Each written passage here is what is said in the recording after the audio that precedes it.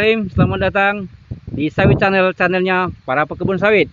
Hari ini kita meliput pembibitan yang dilakukan oleh Pak Mahmudin. Dan inilah dia. Selamat menyaksikan. Selamat sore teman-teman petani sawit di seluruh Indonesia. Sore hari ini kami ingin berbagi kepada teman-teman petani sawit di Indonesia bahwa ternyata bukan hanya potensi sawit saja yang bisa kita kembangkan. Di pembibitan ini juga bisa kita kembangkan untuk mendapatkan hasil lebih. Untuk itu, mari teman-teman kita sedikit berbagi untuk nantinya kita bisa sama-sama berbuat sehingga kita bisa mendapatkan hasil yang sama. Bibit yang saya kembangkan ini adalah bibit dari PPKS Medan dengan varietas DKLP 540. Jumlah yang saya kembangkan di sini semuanya berjumlah 270.000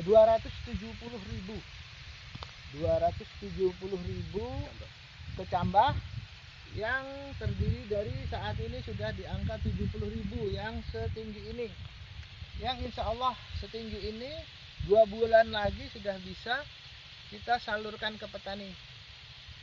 Untuk teman-teman ketahui bahwa memang bibit sekarang sedang menjadi primadona karena susah sekali untuk mendapatkan bibit yang siap tanam. Dan ini adalah bibit pesanan dari KUD untuk program PSR, Peremajaan Kelapa Sawit Rakyat. Nah, ini kita buat baru berumur 8 bulan.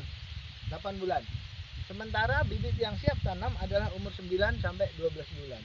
Dan insya Allah pasca Lebaran Idul Fitri ini, maka bibit ini akan siap untuk dibawa ke lapangan, untuk ditanam di tingkat petani. Nah, saya kira ini. Tapi intinya, petani sawit dimanapun berada, saya menyarankan bahwa kunci dari keberhasilan petani sawit adalah dari bibit. Kita harus membeli bibit dari produsen yang benar. Dari produsen yang benar yang sudah di-SK-kan oleh Kementerian Pertanian.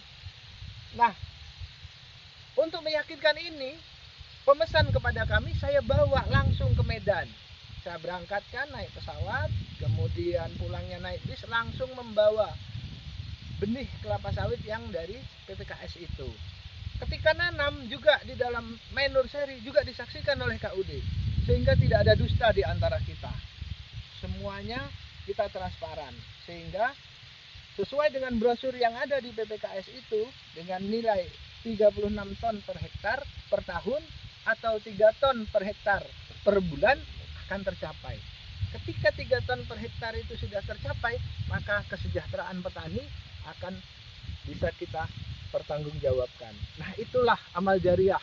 Untuk itu saya mengajak kepada seluruh petani, pada teman-teman semua yang punya modal, mari kita sama-sama membuat bibit yang berkualitas, unggul dan bersertifikat.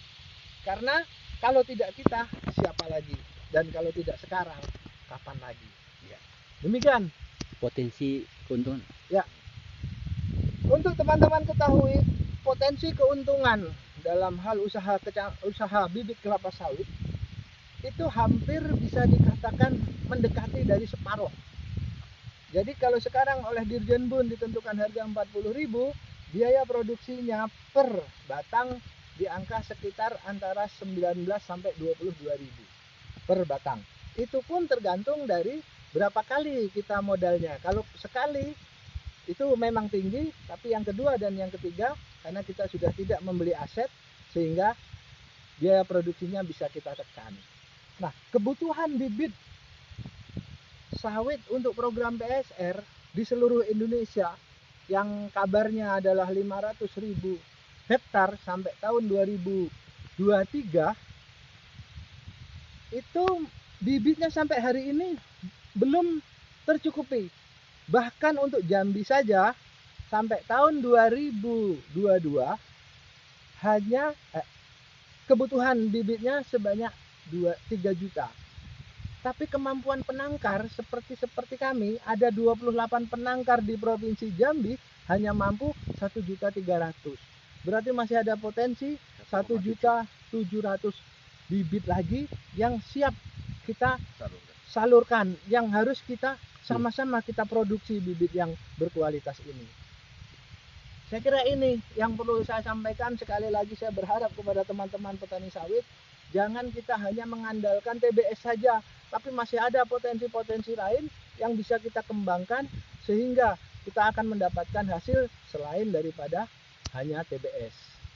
Demikian, terima kasih. Assalamualaikum warahmatullahi wabarakatuh. Waalaikumsalam.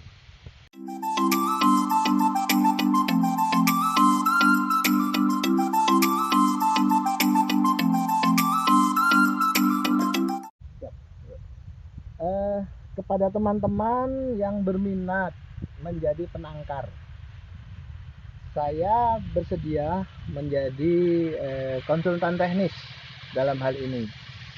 Bagaimana hitung-hitungannya, kemudian apa saja teknis-teknis yang harus disiapkan, dan ingat bahwa bibit ini menentukan 30% sendiri dari keberhasilan tanaman sawit.